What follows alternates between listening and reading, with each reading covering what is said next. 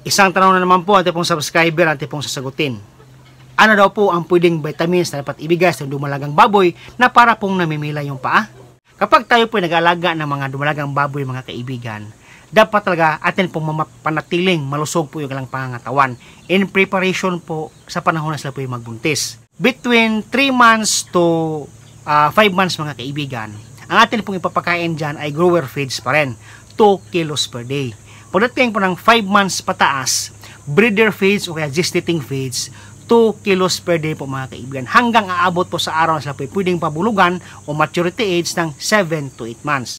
Para po mapanatiling malusog yung mga dumalagang baboy nyo, dapat po kayong magturok ng vitamin B complex, 5 ml, vitamin ADE, 5 ml din po mga kaibigan. Every month po yan o buwanan pagkatapos nyo pong magpurga. Pwede po kayong magbigay ng mga vitamin supplements katulad po ng Sisical Powder, katulad po ng King's Vita Plus, King's Humivet, Vitamin Pro Powder. Yan po yung mga vitamins na yan ay nakakatulong po yan para po mapanatiling malusog yung mga dumalagang baboy nyo. Para po atin pong mapanatiling mapalakas yung buto natin mga dumalagang baboy, pwede rin po tayong magbigay ng mga calcium supplements katulad po ng DMC Injectable. So yan lang po ang inyong pwedeng gawin sa dumalagang para atin pong mamatiling malusog po yung mga buto po mga kaibigan.